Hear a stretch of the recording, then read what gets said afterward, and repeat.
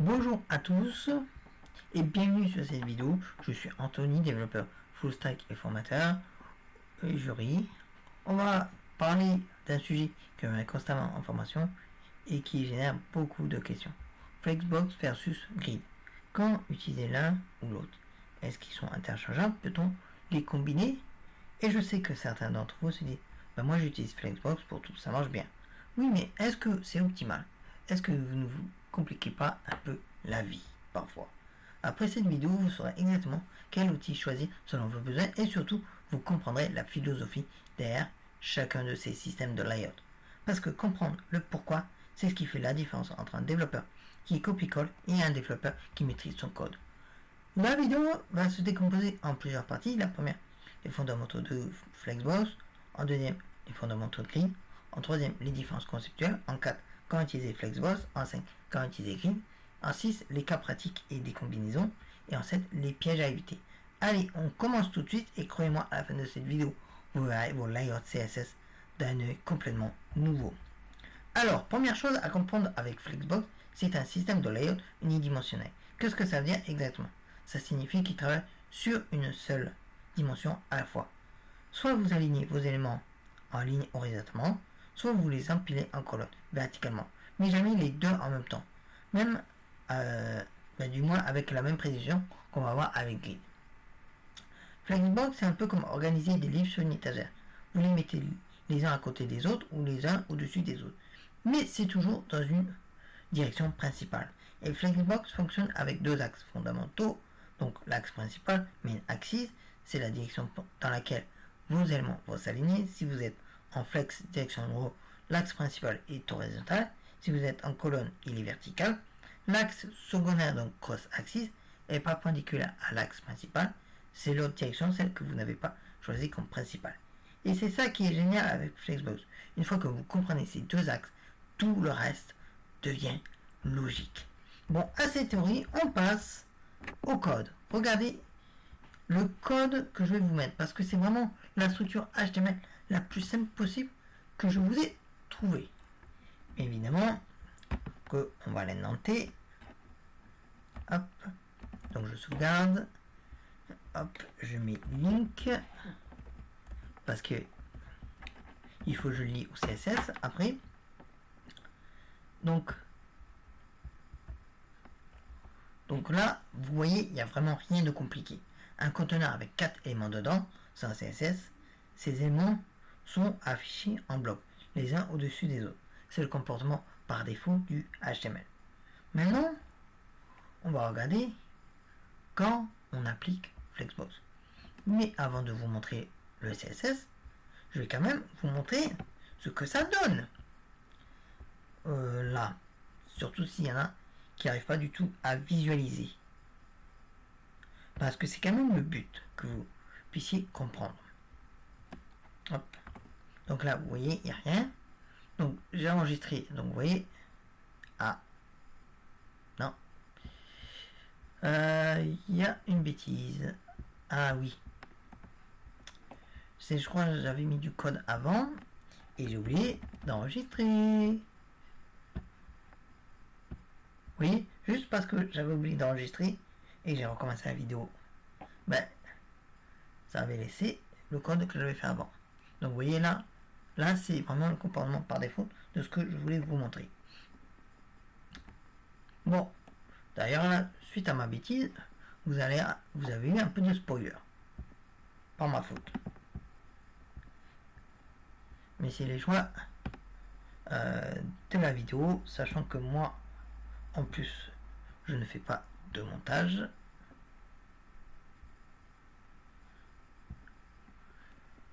Alors, quoi que si, pour le truc, pour l'attaque, cyberattaque il y a eu quelques jours, j'avais fait un peu de montage. Bon, alors, revenons à notre code.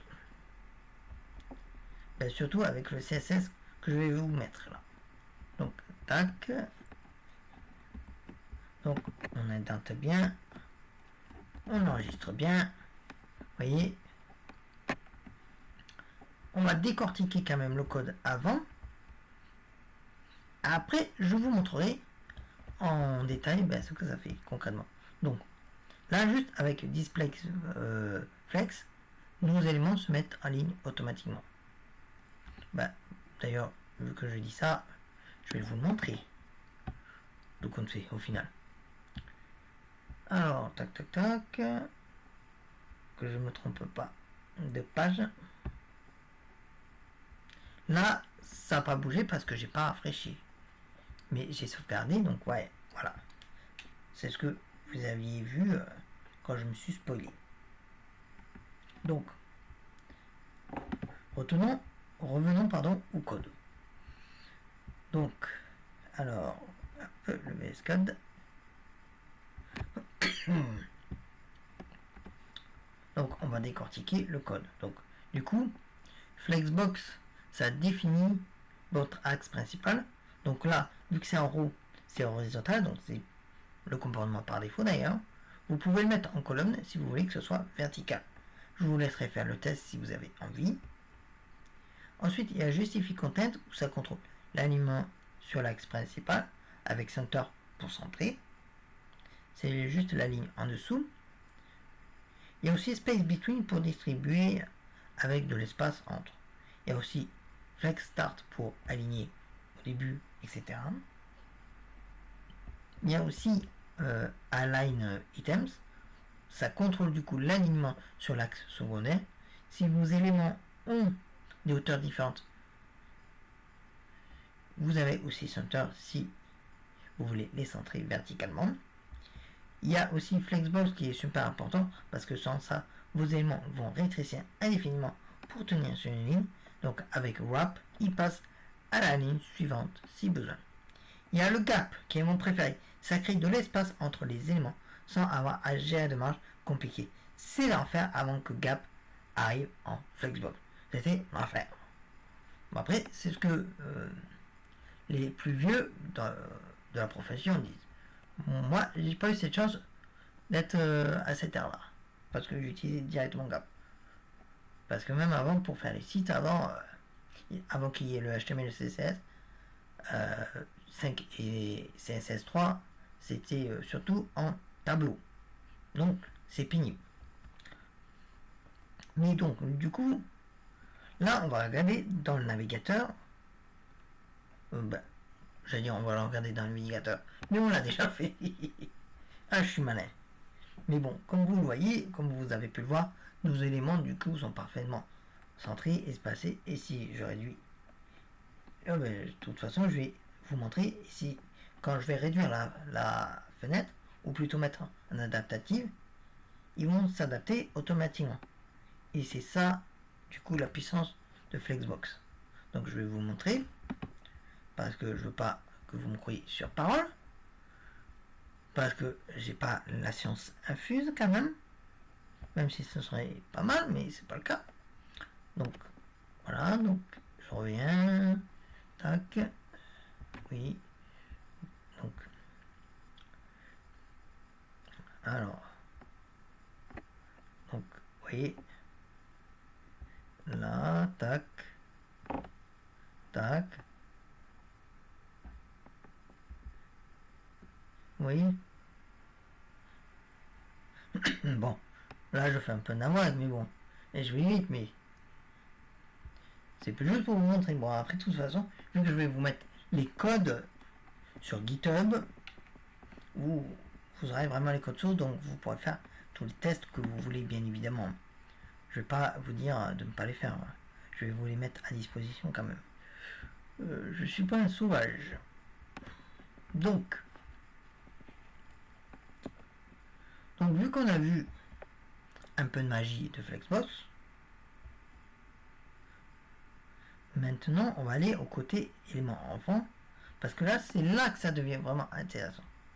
Donc je vais vous montrer un simple code. Alors tac tac, j'enlève juste une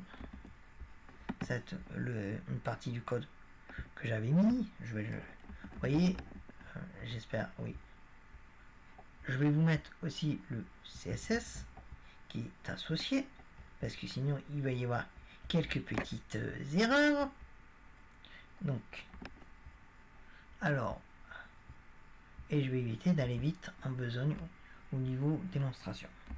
Donc j'enregistre mes j'indente avant. Donc alors parce que là c'est quand même là où ça vient, où c'est vraiment le cœur de Flexbox, parce que les propriétés Flex Grow et Flex Shrink et Flex Basis sont une notion peut-être que vous n'avez jamais vue. Je vais retourner là. Hop. Bon, par contre, je vais vous les sélectionner parce que bon, je prononce quand même comme un as de pique. Parce que certes, depuis que je suis devenu développeur, mon anglais s'est amélioré au niveau écrit, compression écrite. Alors là, c'est pas encore ça. Donc, du coup, Flex Basis, c'est la taille de départ de votre élément. Donc ici, 20 px, donc 20 pixels. Ensuite, vous avez Flex Grow. Donc, si j'ai de l'espace disponible, est-ce que cet élément peut grandir pour le remplir? Si c'est 1, oui. Si c'est 2, il a agrandi 2 fois plus vite que les autres. Et il grandit, pardon. Pas il a grandi. Bon. De toute façon, vous avez compris. Ensuite, il y a Flex Shrink. C'est l'inverse. Si l'espace manque, est-ce que l'élément rétrécit? Regardez par exemple à l'élément de Jimmy. Flex 2, 1, 20, non, pas 20, 200 px. Ça veut dire qu'il y a une capacité de croissance de 2. Donc si je redimensionne la fenêtre et qu'il y a de l'espace, ça va prendre 2 fois plus d'espace supplémentaire que les autres. Je vais vous montrer ça. Hop, donc, hop. Alors je vous montre. Je me trompe pas de fenêtre. Bien évidemment que je vérifie bien que j'avais enregistré. Vous voyez là. Donc je vais adapter. Tac, vue adaptative. Vous voyez.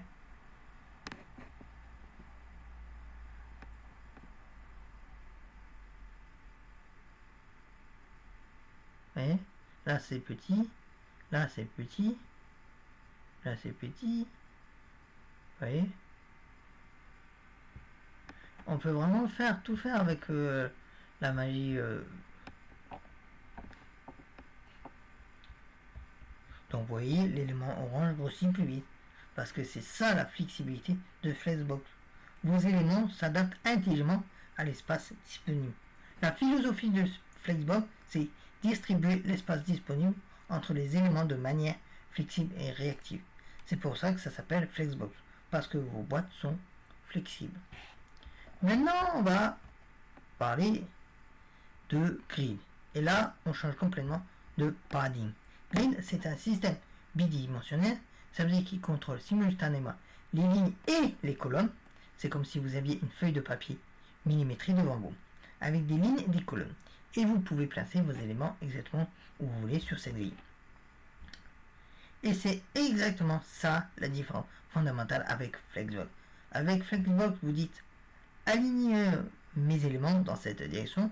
Avec Grid, vous dites voici ma structure de page. Maintenant, place les éléments dedans.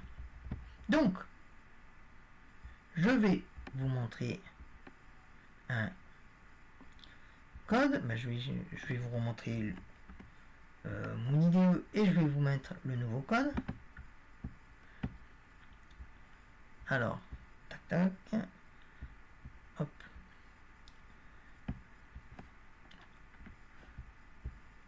Yes. Si je vais sur le navigateur, ça va pas fonctionner. Donc, alors, tac. Oui, là j'indente. Tac. Voilà, c'est bien. Sauvegarder. Donc, même principe qu'avec Flexbox, un conteneur aisément. Mais maintenant, regardez bien ce qu'on va faire avec le CSS. Parce que c'est vraiment magique ce qu'on va faire. Bon. J'ai un peu le melon. Mais bon. Vu que c'est ma chaîne, et vu que les vidéos, c'est moi qui les fais pour mon plaisir, j'ai le droit d'avoir un peu le melon. Donc du coup, on va décortiquer ce code CSS. Donc, alors la première chose, display grid. Donc ça active directement le système grid. Ensuite, grid template colonne, ça définit mes colonnes. Et si j'y mets 3 colonnes, la première fait une fraction, la deuxième fait 2 fractions, la troisième fait une fraction. Donc la colonne du milieu sera 2 fois plus grande, plus large que les colonnes sur les côtés. Et cette unité FR, c'est génial. C'est une unité flexible qui partage l'espace disponible. Si j'ai 1, plutôt 1 FR, 1 FR et 1 FR, mes 3 colonnes font exactement la même largeur. Il y a aussi grid template row, pareil, mais pour les lignes.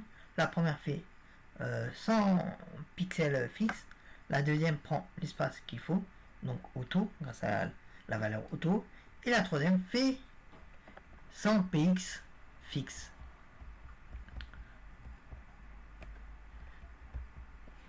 Donc là, je vais du coup vous montrer ce que ça donne sur la page. Tac. Sachant que j'ai pas comment s'appelle le mot? Ah zut. Voilà. J'ai pas rafraîchi la page. Donc, tellement ça va bouger. Vous voyez? Donc, du coup, on va voir dans votre navigateur, si vous allez sur l'inspecteur, vous allez voir les grids en fonction de votre navigateur. Et bien, c'est les lignes numérotées, c'est avec ces numéros qu'on va pouvoir gérer précisément nos éléments. Moi, il me semble que sur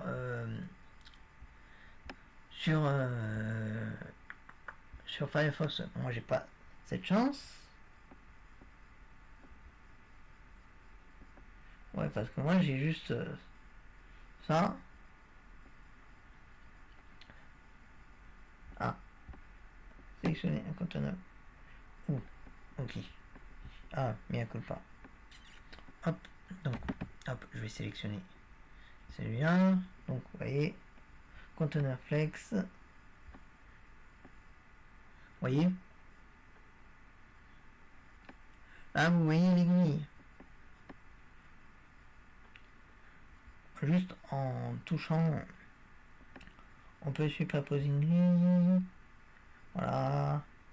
Afficher le numéro des lignes. Tac. Afficher le nom des zones. Prolonger les pages à l'infini. Vous voyez? Vous voyez, c'est magique quand même. Avec bon, après, je vous avoue que moi, vu que je sais comment ça fonctionne, je mets pas forcément le nez dans cette partie de l'inspecteur du navigateur. Par contre, pour débugger, là, j'y mets souvent les mains dans le cambouis. Et vous voyez,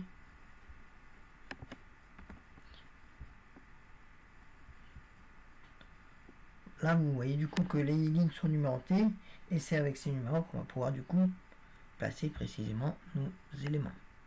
Bien évidemment, je vous laisserai jouer avec les codes par vous-même, si vous voulez vous amuser et tester. Mais du coup, maintenant, on va voir la vraie puissance du grid, où on va positionner vos éléments exactement où vous voulez. Donc pour ça, on va revenir à l'IDE. Donc IDE, VS Code. Donc je remets. Alors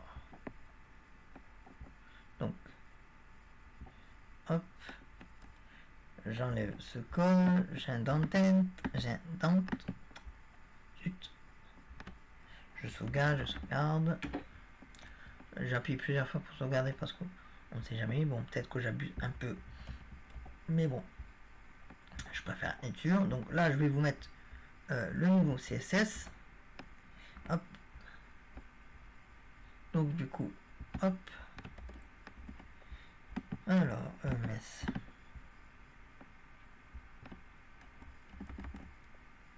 donc voilà, donc du coup là c'est vraiment important de comprendre de ce que je viens de faire, parce que quand je dis que grid colonne 1/3, ça veut dire commencer à la ligne de colonne numéro 1 et termine à la colonne de numéro 3 dans mon élément. Donc mon élément s'étend sur 2 colonnes. C'est comme si vous aviez un cahier avec des lignes numérotées. Vous dites mon texte commence à la ligne 5 et se termine à la ligne 10. Et vous allez voir que au niveau du header, on peut le voir déjà avec le CSS, il prend du coup toute la largeur parce qu'il va de la colonne 1 à 3. Le sidebar et le main sont sur la même ligne mais dans des colonnes différentes. Et le footer prend toute la largeur.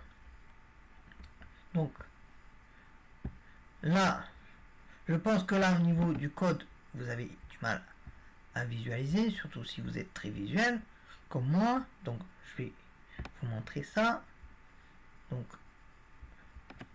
mais évidemment que j'ai pas touché la page, donc on enlève, on enregistre, vous voyez, le header, la sidebar, le main content et le footer. Donc vous voyez, on a créé un layout de page complète en quelques lignes de CSS et c'est vraiment ça la puissance de Grid. Mais attendez, il y a encore mieux. Grid propose une syntaxe super intuitive avec les zones, les zones nommées. Donc on retourne à l'IDE. Je vais vous mettre du nouveau HTML et du nouveau CSS. Donc,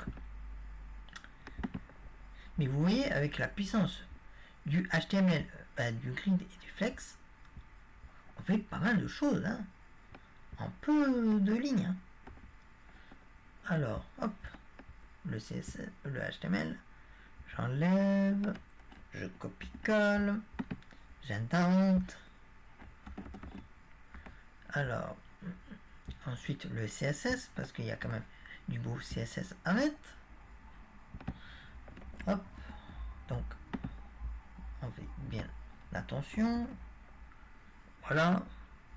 Donc là, vous voyez, j'ai modifié légèrement. Donc vous voyez, il y a la propriété Grid Template Area. Est-ce que vous la voyez? J'espère que vous.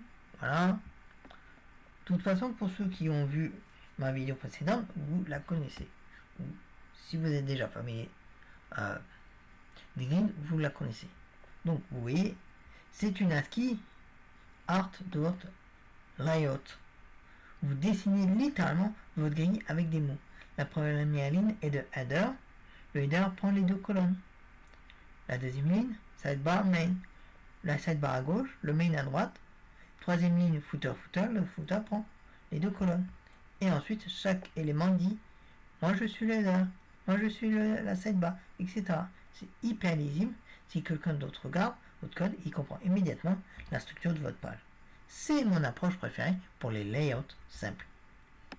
Et maintenant, la cerise sur le gâteau, les grilles responsives automatiques. Qu'est-ce que c'est? Qu'est-ce que je raconte comme bêtise? Eh bien, malheureusement pour vous, ou heureusement pour vous, je ne dis pas de bêtises. Je vais vous montrer. Hop, le code. Hop, donc le HTML. Ça ne va pas enregistrer. Donc je vais enlever le CSS. Hop, donc là, j'indente. Voilà.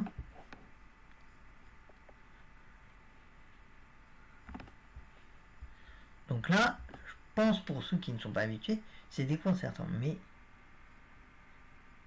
regardez bien la ligne où il y a grid, template, colonne, repeat, autofit, mixmax, 250px, 1fr. Bon, je suis pas sûr qu'on la prononce comme ça, mais bon, de toute façon, c'est juste en dessous le commentaire. Donc, ça crée une grille qui s'adapte automatiquement à la largeur de l'écran, sans aucun media query. Donc, des composants quand même. Repeat, répéter un pattern. Autofit, ça crée automatiquement, autant de colonnes que possible selon l'espace disponible. Et le min-max, c'est chaque colonne fait minimum 250px et maximum une fraction de l'espace disponible. Donc là, je vais vous montrer. Hop, alors, tac, je vous change l'écran pour que vous puissiez voir. Alors, oui, je ne trompe pas de page. Donc,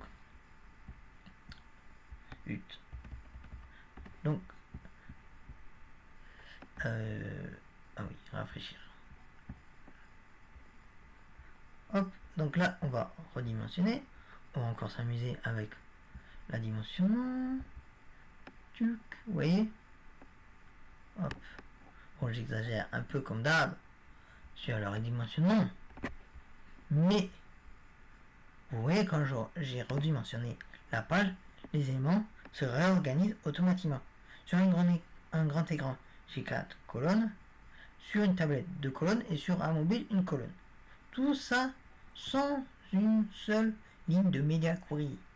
C'est ça la magie du grid. Une ligne de code et vous avez un layout complètement responsive. La philosophie grid, c'est de créer des layouts complexes en 2 dimensions avec un contrôle précis. Vous définissez la structure et la colonne s'y adapte. Bon, maintenant qu'on a vu les deux systèmes séparément, parlons de la différence philosophique fondamentale entre Flexbox et Grid. Parce que c'est vraiment ça qui va vous aider à choisir. Flexbox, c'est égal content out, donc du contenu vers l'extérieur. Avec Flexbox, du coup, le contenu dicte la taille des éléments.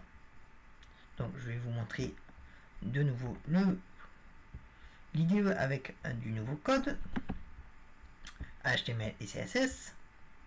Donc vous allez vite voir la différence. Hop. Donc je ne me trompe pas de page. Donc là, tac, j'enlève, je mets en incidente, hop. Ensuite j'enlève le CSS, je mets le nouveau CSS. Parce que là, c'est là qu'il faut être vraiment attentif. Donc j'indente.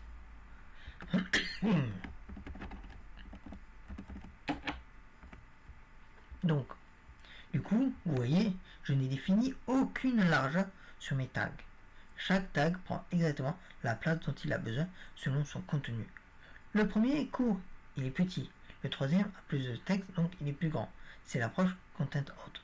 On part du contenu et le layout s'adapte autour. C'est parfait pour des composants où le contenu est variable, comme des tags, des badges, des boutons ou des éléments de navigation. Maintenant, le grid layout, le layout first, donc de la structure vers l'intérieur. Donc, avec le grid, c'est l'inverse. Vous définissez d'abord la structure et le contenu, s'y adapte. Donc, je vais vous montrer. Hop. Je vais enlever le texte, le commentaire. Donc, j'indente, je sauvegarde, je vous mets le CSS. Comme ça, vous voyez un peu. Hop. Donc, j'indente. Là, ça va pas sauvegarder. Donc, vous voyez, là, j'ai dit, je veux 4 colonnes égales. Peu importe le contenu dans chaque cellule. Elles font toutes la même largeur parce que c'est ma structure qui le définit. C'est l'approche layout first. On définit le cadre et le contenu remplit ce cadre. c'est parfait pour les structures de page, les tableaux de bord, les galeries d'images, où vous voulez une cohérence visuelle stricte. Donc, maintenant, on va voir la différence côte à côte. Avec Flexbox, les éléments ont une taille naturelle et avec les grids, les éléments ont des tailles uniformes. Donc, je vais vous remettre les codes précédents pour que vous voyez. Ça aurait été plus malin que je vous les mette directement. Donc, hop, j'enregistre. Donc, le CSS. Parce que là, je vais vous montrer. Hop, je vais dessus, pardon. Donc, j'enregistre.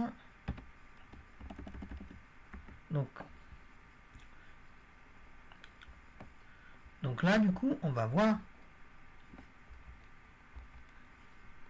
Donc, allons-y. Je vais changer la vue. Donc, tac. Alors, que je ne me trompe pas de page. Donc là, c'est le code précédent qu'on avait vu. Vous voyez, c'est pas du tout la même chose. Déjà, hop, au niveau vue adaptative, vous voyez, c'est pas du tout la même chose.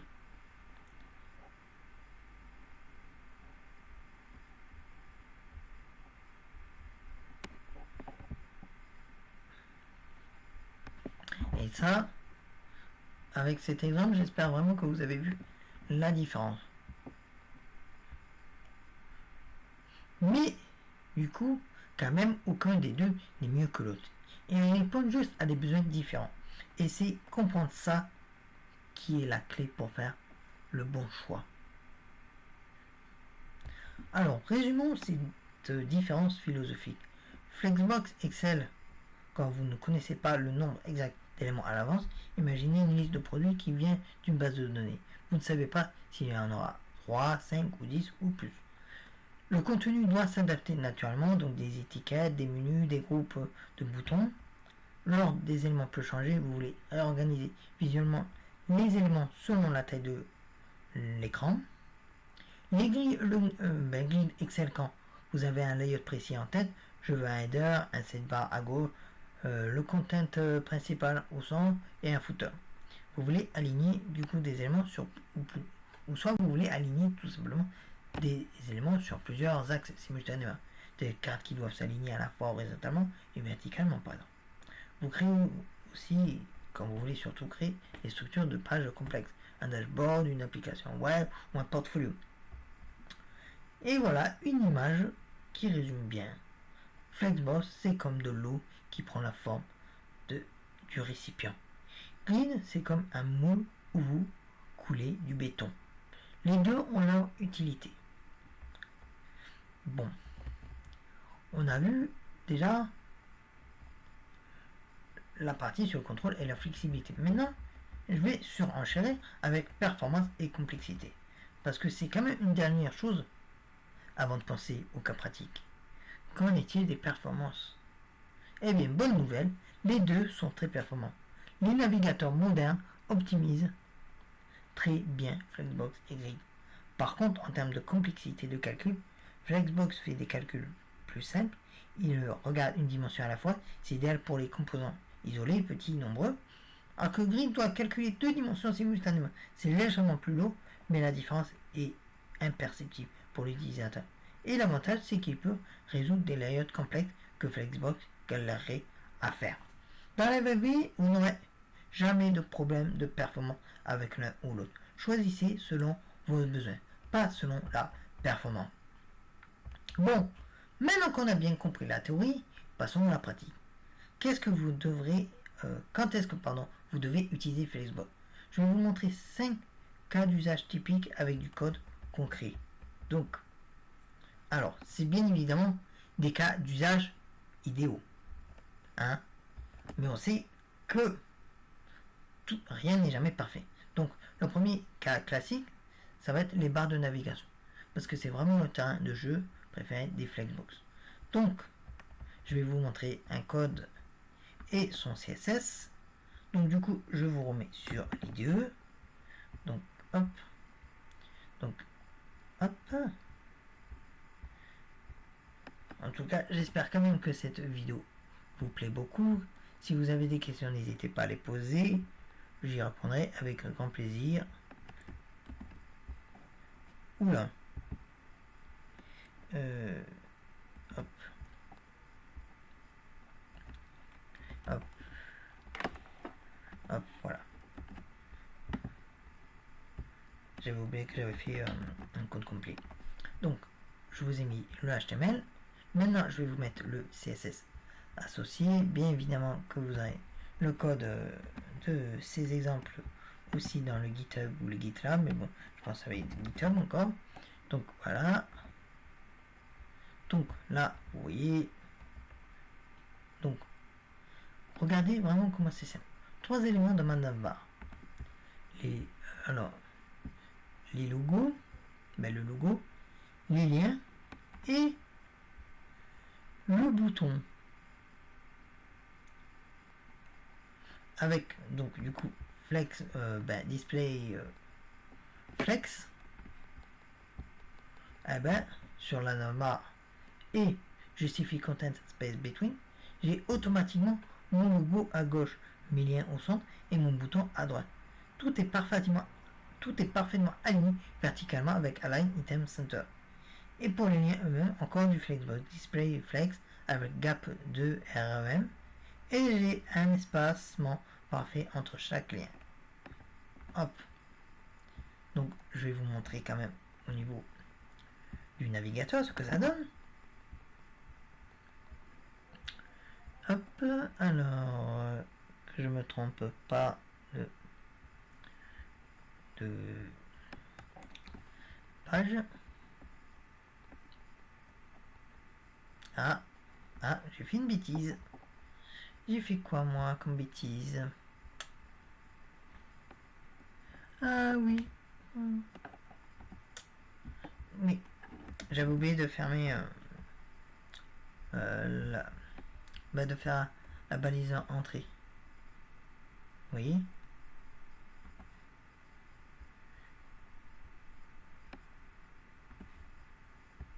Hop. Donc vous voyez, attendez. Il y a un souci. Ah, mais je suis une boulette. Vous voyez? Juste parce que j'ai mis un S dans le code. Ça ne fonctionnait pas. Je suis un boulet. Mais vous voyez, juste pour un S, ça donnait pas du tout le code que j'avais prévu. Donc méfiez-vous. Bon, moi ça m'arrive souvent, même si je vais expérimenter. Parce que je suis pas gaffe. Des fois je rajoute des S, des fois d'autres lettres, des fois j'oublie des ouvertures de balises, surtout quand ça veut bugger ou j'oublie des fermetures de balises. Et c'est quand j'ai des comportements bizarres comme là, oui. Ah mince. Donc du coup, vous voyez, c'est quand même propre, c'est maintenant. Et si j'ajoute un lien, il s'intègre automatiquement. Essayez de faire ça avec des flottes ou du display inline block. Bonjour la galère. Si vous voulez, vous pouvez tester. Mais je pense que vous allez vous arracher les cheveux. Bon, maintenant, revenons à un autre exemple. Cartes et composants en ligne. Parce que c'est vraiment courant les galeries de cartes, les listes de produits, ce genre de choses. Donc, je vais vous montrer un autre exemple. Par contre, j'espère pas faire de nouvelles bêtises. Bon, j'éviterai de me faire surprendre cette fois-ci. Parce que même le plus expérimenté peut se tromper. Alors, donc, oui. Alors, bon, là, de toute manière, j'ai pas fait un code complet, donc, un code complet de page. J'ai juste pris des bouts. Alors, maintenant, je vais mettre le CSS mince. Hop. Je sais plus si j'ai indenté, il me semble que oui. Oui. Donc, parce que c'est vraiment important d'indenter. Hein. Donc du coup, on va aller sur la page CSS. Donc il y a tout le CSS. Donc vous êtes censé le voir. Donc, alors là, il y a double flexbox. Parce qu'il y a le conteneur card list qui est en flexbox pour disposer les cartes en ligne. Et chaque carte elle-même est en flexbox pour organiser son contenu en colonne. Mais il y a le truc magique qui est flex 1, 1, 300 px sur les cartes. Ça veut dire taille de base 300 px, mais tu peux grandir pour remplir l'espace. Résultat, sur grand écran, j'ai 3 ou 4 cartes par colonne, par ligne, pardon, qui remplissent bien l'espace. Sur la tablette, 2 cartes, sur mobile, une carte. Et regardez le FlexGo 1 sur le paragraphe de description. Ça pousse les prix tout en bas, même si les descriptions ont des longueurs différentes. Toutes les cartes ont le prix aligné au même niveau. C'est classe. Donc du coup, c'est quand même parfait pour les sites e-commerce, les portfolios, les blogs, où partout vous avez du contenu répétitif et qui doit s'adapter. Je vais vous montrer. Parce que je pars du principe que vous ne devez pas me croire. Vous devez voir. Alors, donc je vous montre la page. La page, bien évidemment, qu'elle n'a pas bougé parce qu'elle est pareille que tout à l'heure. Vous voyez? Donc, alors, je vous montre. Alors, Galaxy 4. 4. Alors, pardon. Tac. Évidemment. Voilà. Alors, iPad. Bon. Adaptative. Bon.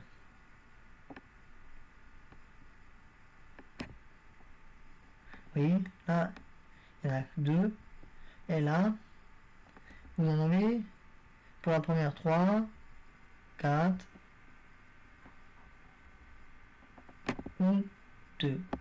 Quand c'est vraiment très petit. Donc vous voyez, grâce à ça, on a changé mise en page. Donc, maintenant on va voir un troisième cas, le centrage. Parce que le centrage vertical en CSS, pendant des années c'était l'enfer. Donc avec Flexbox, c'est vraiment devenu trivial. Je vais vous montrer. Donc vous avez la chance, surtout si vous êtes jeune dans la profession, si vous n'êtes pas des dinos, vous n'avez pas eu les horreurs que les tout premiers ont eu. Hein. Je suis sûr s'il y a des personnes qui sont plus expérimentées que moi et qui voient mes vidéos, ils vont me taper sur les doigts. Vu comment je parle. Donc là j'ai mis le nouveau code HTML, j'ai intenté, j'ai sauvegardé, j'enlève le code CSS, l'ancien, celui que j'avais mis juste avant, je vais mettre le nouveau, et on va, je vais, la mince. Si je me forme alors que j'ai pas de code, donc là j'indente, je sauvegarde, c'est bien sauvegardé. Donc là du coup, il y a 3 lignes de CSS pour un centrage parfait, vertical et horizontal. Donc il y a Display Flex, Justify Content Center et Align Item Center. Boum, c'est fini. Avec Flexbox, il fallait jongler avec des positions absolues, des transforms, des calculs de marge négatives. C'était la misère. Maintenant, c'est 2 propriétés et c'est réglé. C'est parfait pour les modales, les écrans de chargement, les pages d'erreur 404 ou toute erreur, parce qu'il n'y a pas que l'erreur 404 qui peut arriver, et tout ce qui doit être centré à l'écran. Je vais vous montrer. On va changer de page. Donc, alors, tac. là, on est sur la bonne page. Et voilà, notre contenu est parfaitement centré. Oui. Donc, à moins que vous voyez que c'est pas centré parfaitement, moi je le vois pas, parce que pour moi c'est centré. Ben là, c'est vraiment centré. Bon. Maintenant, on va voir les formulaires et les groupes de champs. Parce que c'est vraiment le quatrième cas que vous allez voir très souvent, les formulaires. Et Flexbox brille vraiment quand vous voulez aligner plusieurs champs sur la même ligne. Donc, je vais vous remettre sur la bonne vue. Je vais vous changer le HTML et le CSS en les indentant tous les deux et en enregistrant bien comme il faut. Alors, j'enlève la div. Attention que je ne fasse pas de bêtises comme tout à l'heure. Ça serait bien. J'intente. Je sauvegarde. C'est bien, c'est sauvegardé. Maintenant, le CSS. Hop. Le CSS. Donc, là, il y a un peu plus de CSS, mais bon. Donc là, vous voyez. Donc, je vais. Bon, regardez bien comme c'est élégant. Chaque forme home, row est en flexbox. Les champs à l'intérieur ont flex 1, donc ils se partagent équitablement l'espace disponible. Première ligne, prénom et nom à côté, même longueur, largeur. Deuxième ligne, image tout seul, plein largeur. Troisième ligne, téléphone et puis côte à côte. Et les boutons en bas, encore du flexbox avec justifie content flex 1 pour les aligner à droite. Simple, propre, maintenant. Et en responsive, il suffit de passer les formes row en flex direction column et vos champs s'empilent verticalement. Un media query, c'est tout. Je vais vous montrer. Parce que là, peut-être pour vous, ce n'est pas clair, ben c'est abstrait. Ça se peut, hein.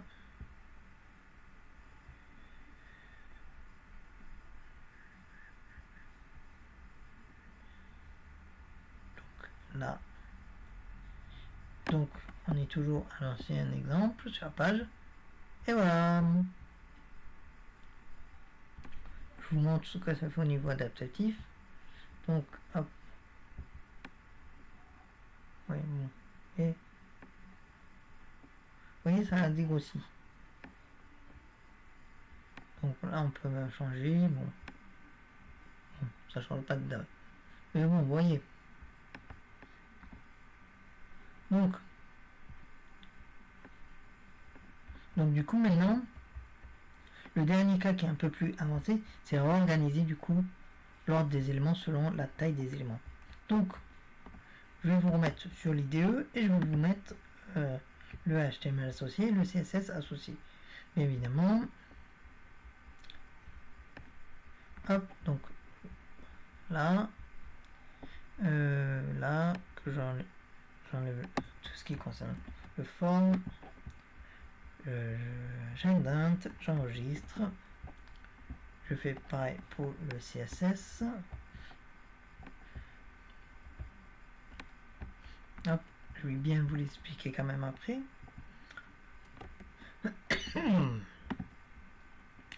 Hop, donc là, j'indente, je sauvegarde.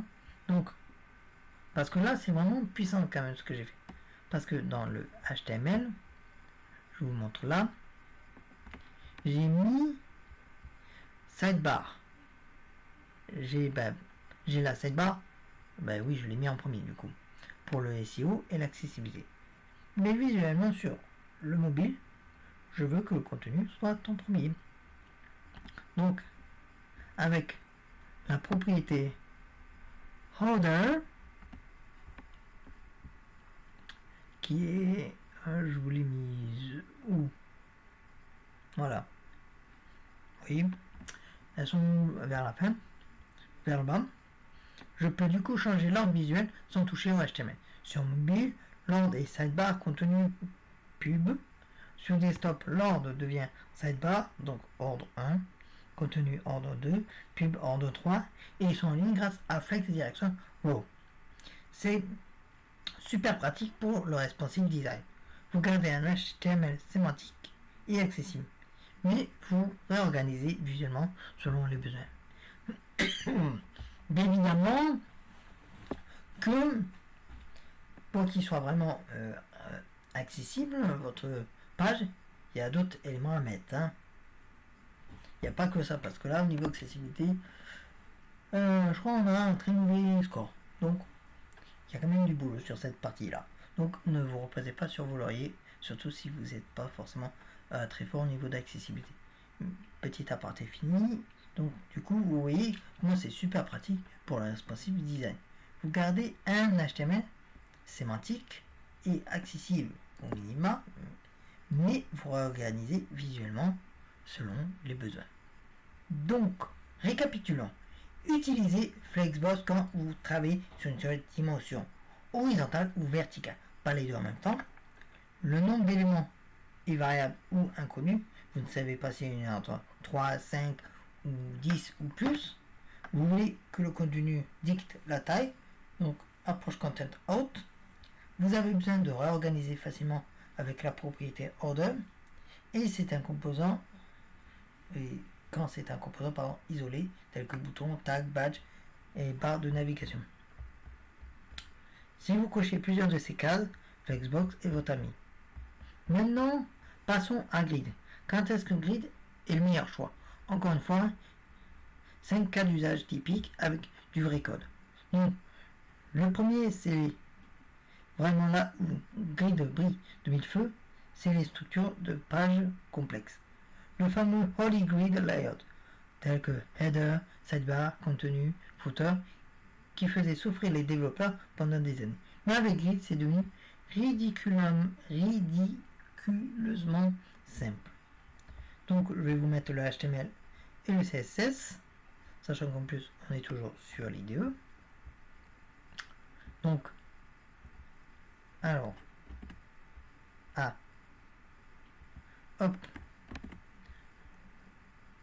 Donc, alors, je vous remets le link. Oui, c'est parfait. Donc, j'indente. Hop. Je vais vous mettre le CSS associé. Tac. Hop. Mais je n'ai pas tout enlevé d'un coup. Donc c'est sauvegardé. Donc regardez cette beauté. Toute la structure de page est définie dans Grid Template Area. C'est du coup un ASCII de votre layout. Je ne sais pas si vous le voyez. Ainsi. Mais il est là aussi. Je l'ai mis en haut et en bas. Pour la partie responsive, oui. Donc, le header est en haut sur toute la largeur. La sidebar à gauche, main à droite. Le footer en bas sur toute la largeur. Et le HTML est super sémantique.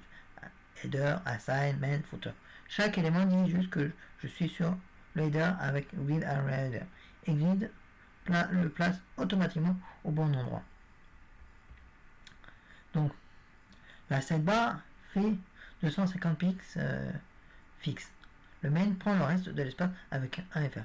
Le contenu principal est grandi et rétréci selon la fenêtre. Le header et le footer prennent automatiquement toute la hauteur nécessaire avec auto. Et le main prend tout l'espace vertical restant avec un FR. Comme vous pouvez le voir. Et du coup, en responsive, il y a une media query qui change juste le grid template area et le layout s'empile verticalement. Sidebar qui passe sous le contenu principal, c'est d'une simplicité déconcertante. Essayons de faire ça, essayez plutôt de faire ça proprement avec Flexbox. Vous allez vous arracher clairement les cheveux. Donc si vous voulez réduire votre note de quoi faire, allez-y, je vous lance ce défi. Mais moi je le ferai pas, personnellement. Donc, deuxième cas de figure. Les grilles d'images, les portfolios, ce genre de choses. Donc, je vais vous montrer le deuxième cas. Donc, je vous enlève la div, je vous change le HTML, je l'indente, je sauvegarde, je vous mets le CSS associé, parce qu'il y a quand même un peu de CSS, mais j'ai fait glisser ma page. donc. Alors là, c'est ma ligne de CSS préférée pour les galeries. C'est la grille template columns. Repeat autofill minimax de 200px 1fr. Qu'est-ce que ça fait? Ça crée autant de colonnes que possible, chacun faisant minimum 200px, et tout ça s'adapte automatiquement à la largeur de l'écran. Aucun média query nécessaire. Regardez sur un grand écran, j'ai 5 colonnes. On va la faire de toute manière. Je vais vous montrer. Hop. Hop. Hop. Donc, oui, je ne me trompe pas de page. Parce que là,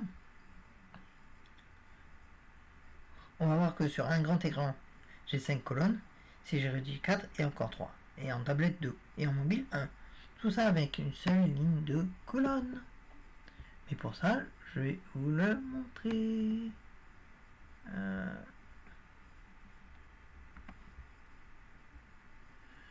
Donc là, oui, bon, après, il n'y a pas de photo, donc ça dysfonctionne un peu. Mais bon.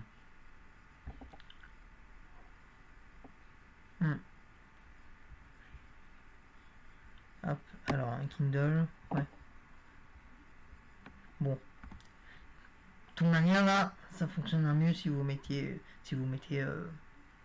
Ah, mais je suis bête. Je suis bête. Ah, je suis bête. C'est mieux, oui. Ça me semblait bizarre qu'il y ait quand même un bug.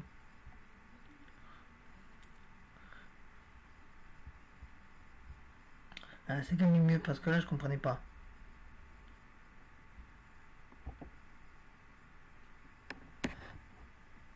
Donc, pardon. Bon.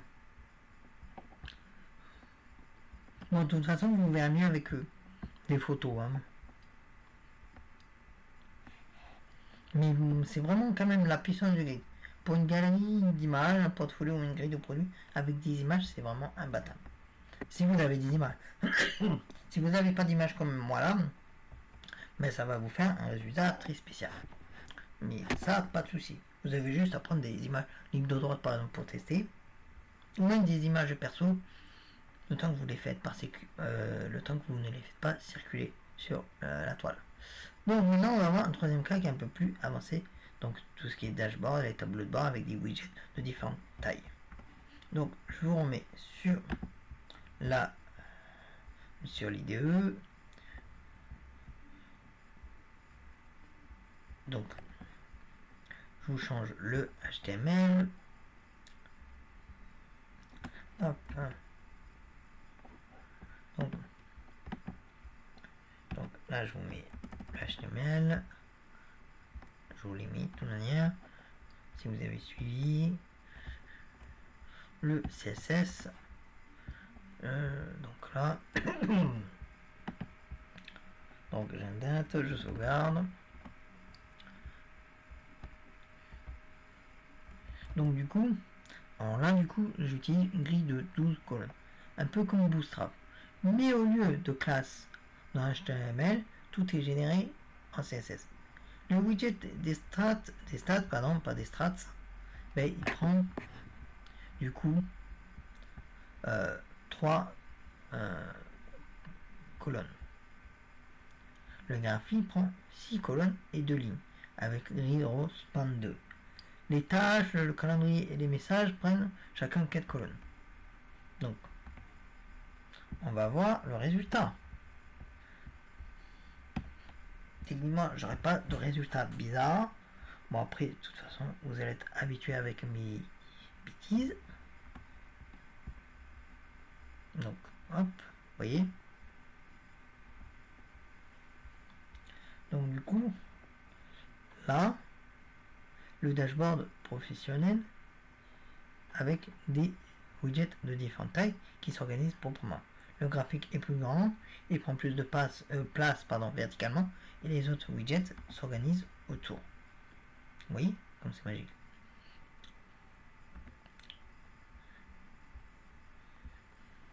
Et en responsive, tous les widgets passent sur 12 colonnes. Donc plein de largeur, ils sont plus verticalement simples et efficaces. Donc je vais vous montrer. Donc hop, vous voyez, direct. J'ai même pas besoin de changer. Je suis sur iPhone SE, je sais pas quoi là. Et voilà. Vous voyez. Ils s'empilent verticalement et c'est simple et vraiment efficace. Alors que faire ça avec Flexbox, ben, bonne chose. Vous allez devoir envoyer des Flexbox dans tous les sens, faire des calculs de pourcentage. Grid résout ça vraiment en quelques lignes. Bon, après, si vous avez envie de vous embêter à faire des calculs, vous pouvez très bien, mais je vous le conseille pas. Donc, quatrième cas des grilles asymétries telles que Pinterest, où les éléments ont des tailles différentes mais s'organisent proprement.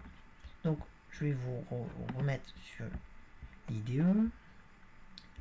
Alors, l'IDE.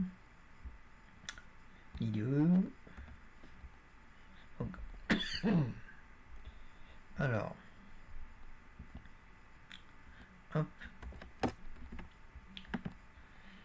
Alors, l'IDE. Voilà. J'ai mis le nouveau HTML, comme vous pouvez le voir. Ensuite, je vous mets le nouveau CSS. De toute façon, pour ceux qui ont vu la vidéo d'hier, vous savez un peu de quoi je parle. Vu que ça fait quand même un peu du renfort pour la vidéo d'hier. Donc, du coup, parce que là, avec ça, c'est vraiment cool. J'ai défini les lignes de 100 px de haut avec grid auto row 100 px. Là, sur les premières lignes de code. Ensuite, chaque élément peut s'étendre sur plusieurs lignes. Les petits éléments 2 lignes dont 200 px de haut, les grands éléments 3 lignes dont 300 px, les éléments larges de colonnes et de lignes. Donc, je vais vous montrer. On change de vue.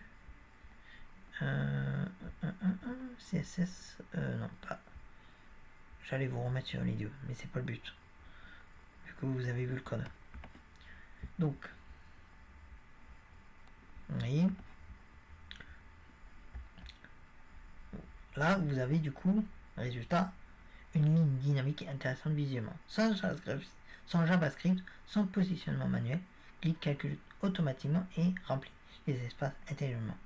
Avant Grid, pour faire du maçonnerie, il fallait utiliser JavaScript avec des bibliothèques comme maçonnerie JS ou Isotope. Maintenant, c'est du CSS pur, c'est vraiment dingue. Je vais vous montrer aussi ce que ça donne en responsive, ça peut être pas mal. Voilà. Hop. Et bon, vous voyez, ça vous change la page.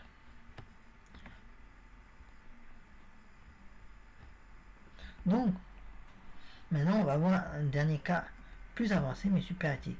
C'est superposer des éléments typiquement pour faire, par exemple pour faire des héros-sections avec une image de fond et du texte par-dessus.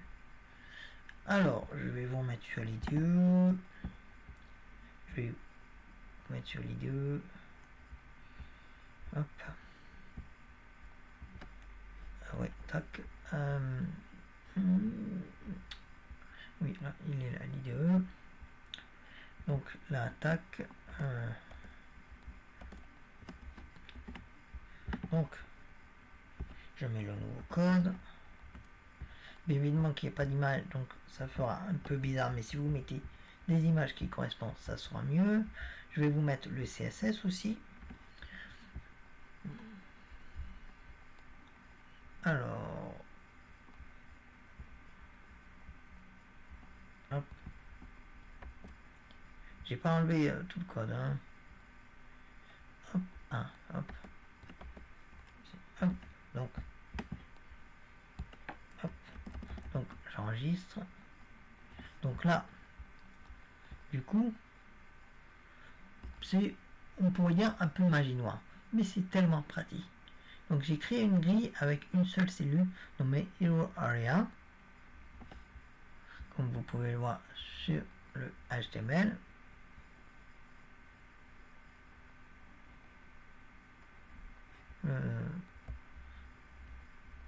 Non, pardon.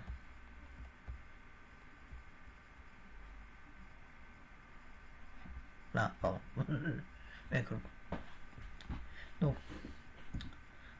Donc du coup, alors, et ensuite avec Hero chevron astérisque, je dis que tous les enfants distincts du héros vont dans cette même cellule. Résultat, l'image de fond, le overlay en dégradé et le contenu texte sont tous superposés les uns sur les autres. Je gère l'ordre de superposition avec Z-index. Vous voyez, quand je vous dis que c'est un peu plus complexe que les autres trucs, que les autres exemples, c'est pas faux. Donc là, je vais vous montrer ce que ça donne. Alors ensuite, alors tac, je vous remets là. Oui, j'ai bien sauvegardé. Donc là.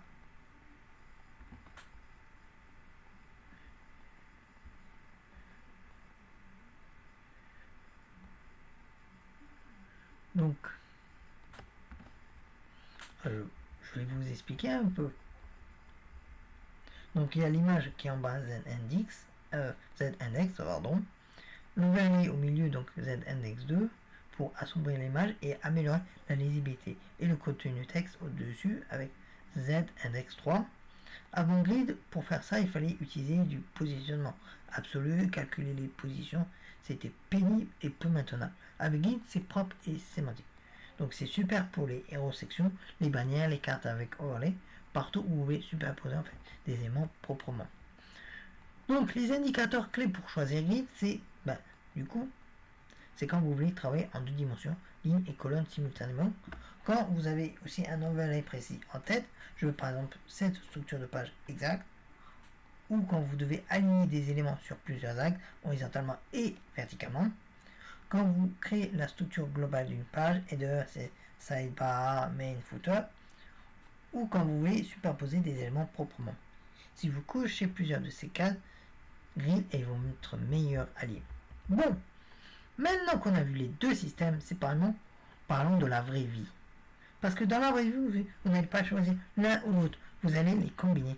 Et c'est vraiment là que ça devient puissant. Grid pour la structure macro et Flexbox pour les composants micro. C'est la recette gagnante. Je vais vous montrer 3 exemples complets qui combinent les deux. Donc le premier exemple, c'est une page de blog complète. On va utiliser Grid pour la structure globale et Flexbox pour les composants individuels. Donc je vais vous montrer le code. Et je vais vous montrer le CSS. Donc, je vais vous changer la page.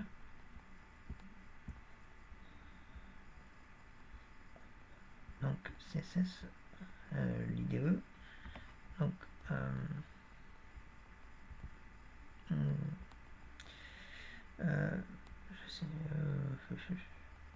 bon.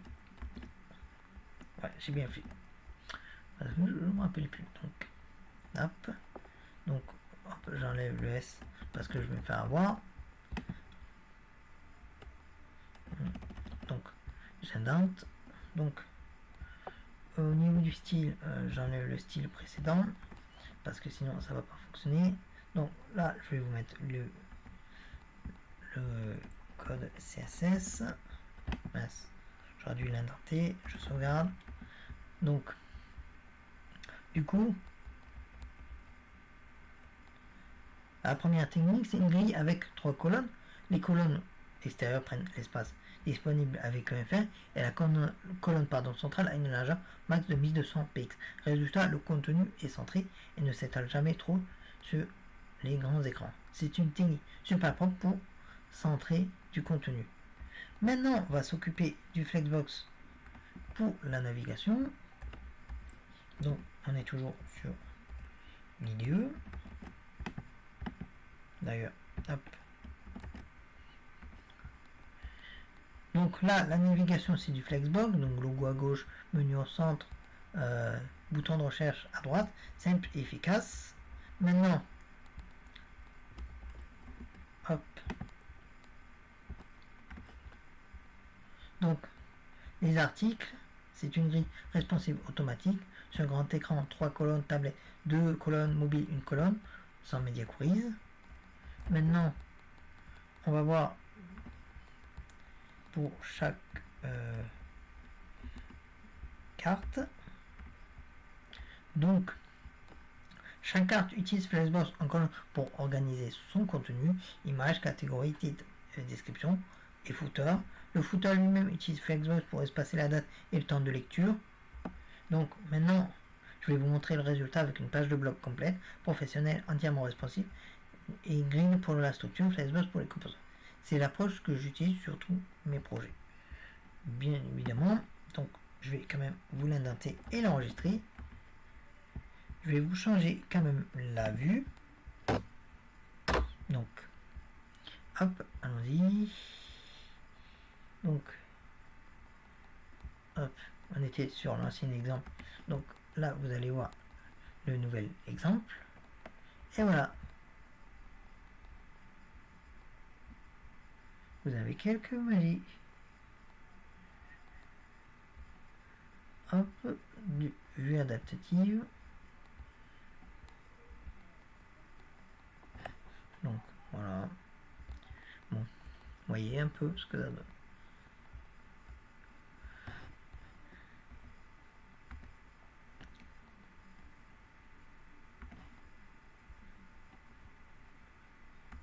Bon. Évidemment, je fais rapidement, mais bon, il y a quand même de l'optimisation à faire au niveau du code. Hein. Mais vous voyez quand même que la page de blog est complète, elle est professionnelle, entièrement responsive, grid pour la structure, donc grid pour les composants. Bon, de toute façon, je l'ai dit. Donc maintenant, on va faire un deuxième exemple. Un deuxième exemple rapidement, donc c'est le dashboard d'administration. Donc, mais je vous mettrai peut-être... ouais, non. Je vous mettrai au pire les codes des exemples 2 et 3 dans le GitHub, mais en gros, vous verrez que le grid, il y a un grid au niveau 1 avec une structure header, sidebar main avec grid template area, Flexbox au niveau 2 avec un header avec logo, notificateur, profil aligné, Flexbox au niveau 3, sidebar avec lien de navigation en colonne, grid niveau 4, zone de widget en grille responsive, et Flexbox niveau 5, un contenu de chaque widget organisé en colonne. 5 niveaux d'imbrication et Flexbox qui travaillent ensemble. C'est la beauté du CSS moderne, donc chaque outil a sa place. Alors, je vais vous parler d'un troisième exemple, mais je ne vais pas vous le montrer parce que là, il faut quand même qu'on aille rapidement. Mais de toute façon, c'est la même logique. Je vous donnerai quand même les codes. Je vous mettrai quand même les codes sur les deux exemples. Mais en gros, le dernier exemple, c'est un formulaire d'inscription complexe. Donc, il y a le grid pour la structure de formulaire, certains champs, plein de largeur, d'autres sur deux colonnes. Le Flexbox pour le groupe de champs, prénom, nom, côte à côte. Flexbox pour les boutons, alignés à droite avec espacement. Donc, Vous pourrez regarder comment Grid gère la disposition globale du formulaire et comment Flexbox gère les détails, champs, côte à côte, boutons alignés. Chaque outil fait ce qu'il fait de mieux. La règle d'or de la combinaison, c'est bon, si vous devez retenir une seule chose d'ailleurs dans cette partie, c'est que Grid c'est pour la structure macro et Flexbox pour les composants micro. Pensez à votre page comme un corps humain. Grid c'est le squelette, la structure, les os, le support principal. La Flexbox, ce sont les muscles et les articulations, les mouvements, les ajustements et la flexibilité. Vous n'utilisez pas vos muscles pour tout, pour vous tenir debout. Vous utilisez votre squelette, mais vous utilisez vos muscles pour bouger vos bras, c'est pareil en CSS. Grid définit les grandes zones, header, sidebar, main, footer, et dans chaque zone, Flexbox organise les éléments, boutons, liens, cartes, formulaires. Et franchement, depuis que j'ai adapté cette approche, cette approche, mon CSS est devenu tellement plus simple et maintenable. Avant, j'essayais de tout faire en Flexbox et je me retrouvais avec des Flexbox imbriqués dans tous les sens avec des calculs de largeur bizarre. C'était le chaos. Maintenant, je commence toujours par Grid pour la structure et j'utilise Flexbox pour les détails. Résultat, un code propre, logique, facile à lire et à modifier. Bon, on arrive à la fin. Avant de conclure, je vais vous parler des erreurs classiques que je vois tout le temps en formation et comment l'éviter. La première erreur courante, c'est de tout faire avec le Flexbox. Parce que là, je vais vous montrer le code, ouais. Je vais vous montrer le code quand même. Hop. Donc, je vais vous montrer le code à ne pas faire, bien évidemment. Par contre, je vous les mettrai pas ces codes là. Bon.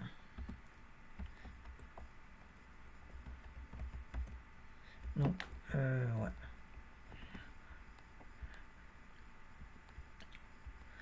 Alors donc ça ce n'est pas à faire. Parce que là, j'espère que vous voyez le problème, c'est qu'il y a des calculs de pourcentage, des marges à gérer manuellement, et pire, si vous ajoutez un élément, les marges ne sont plus cohérentes sur la dernière ligne. C'est le signe que vous devriez utiliser Flexbox. Donc voilà la solution CSS. Là, vu que c'est un petit exemple, je peux vous le montrer, bien évidemment, que je vous mettrai les codes de cette partie. Donc là, vous voyez une ligne de CSS et tout est réglé. Pas de calcul, pas de marge bizarre, parfaitement responsive, c'est ce que vous devez viser.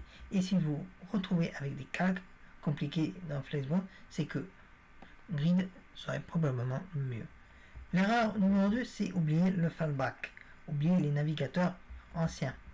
Bon, heureusement qu'aujourd'hui, Grid et Flexbox sont supportés par plus de 97% des navigateurs. Mais si vous devez supporter IE11 ou des versions très anciennes, je vous recommande ce code là. Attention. Hop. Donc voilà. Tac. Quoique j'enregistre, mais j'ai pas besoin. Donc en gros, le navigateur va lire les propriétés dans l'ordre et garder la dernière qu'il comprend. Les vieux navigateurs vont voir display bloc et s'arrêter là. Les navigateurs modernes vont comprendre display grid et l'utiliser. Bon, mais quand même, honnêtement, en 2025, à moins que vous ayez des contraintes spécifiques, vous ne vous prenez plus la tête avec ça. Grid et Flex sont partout maintenant. Une troisième erreur, c'est utiliser margin oui, au lieu de gap. Donc je vous montre vite fait. Hop, donc là, vous voyez, je modifie. Donc vous voyez, le problème avec le margin, c'est que vous avez des marges externes non désirées. Vous devez faire des first child, last child, des sélecteurs compliqués pour enlever les marges sur les bords. Donc je vous donne le bon code. Hop, hop. Je vous l'indente.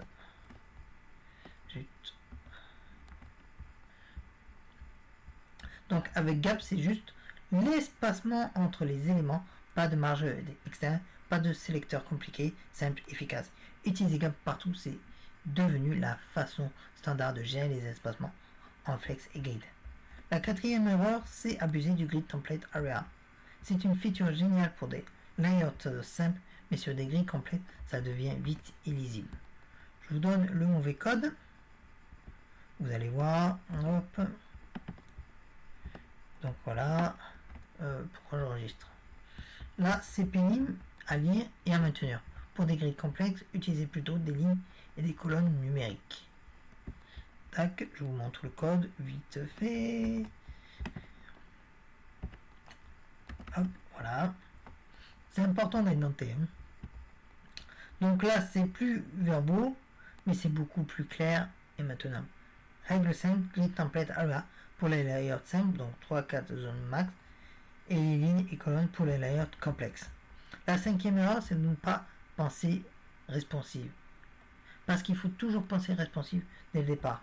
Donc, adopter une approche mobile first. Donc, ça veut dire commencer par le mobile, puis ajouter les médias query pour les écrans plus grands. Donc, je vous montre. Hop. Tac. Hop. Pourquoi j'enregistre? Ou encore mieux, utiliser des fonctionnalités auto-responsives de grid.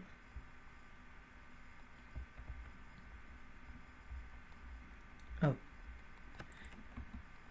Donc, par exemple. Hop. Hop. Donc voilà. Bon, là, je ne l'ai pas indenté. Bon, je vais vous l'indenter quand même.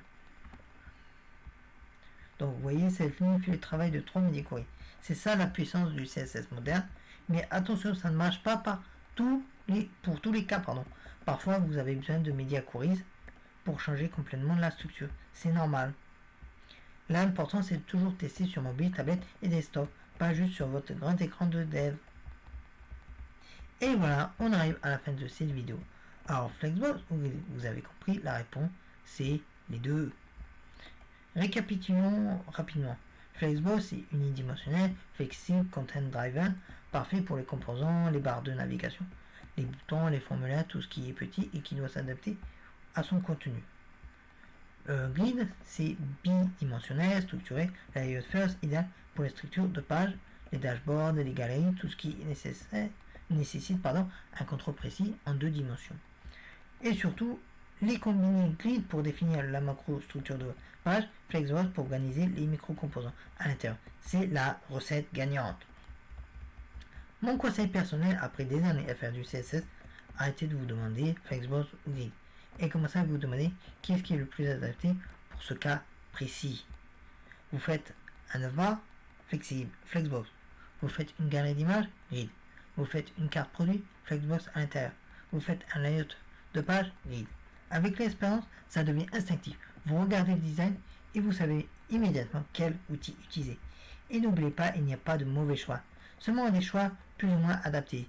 Si vous avez fait fonctionner votre layout avec du Flexbox alors que Grid aurait été mieux, ce n'est pas grave, ça marche, c'est l'essentiel. Mais la prochaine fois, vous savez qu'il existe un outil plus adapté. Tous les exemples de code de cette vidéo sont disponibles sur mon GitHub. Le lien sera dans la description. Vous pourrez les télécharger, les modifier, jouer avec. C'est en pratique qu'on apprend. On va continuer dans les prochaines vidéos sur du CSS avancé. La prochaine fois, on va parler des animations, transitions CSS, et comment créer des interfaces fluides et agréables. Ensuite, on abordera les nouvelles fonctionnalités comme le subgrid, les container queries et d'autres trucs fous qui sont arrivés depuis quelques temps dans le CSS. Si cette vidéo vous a plu et que vous avez appris des choses, n'oubliez pas le pouce bleu, ça aide vraiment la chaîne à se développer. Amusez-vous amusez-vous, mais surtout abonnez-vous et activez la cloche pour ne rien manquer des prochaines vidéos. Et surtout, dites-moi en commentaire, vous êtes plutôt Team Flexbox ou Team Grid, ou comme moi, Team j'utilise les deux intelligemment. J'ai hâte de lire vos retours. Un grand merci à tous pour avoir regardé cette vidéo jusqu'au bout. N'oubliez pas que c'est une chaîne qui peut vous aider. Et si vous avez des questions, n'hésitez pas à me les poser en commentaire. Je serai ravi d'y répondre. Donc à très bientôt et surtout, bon code pour vous.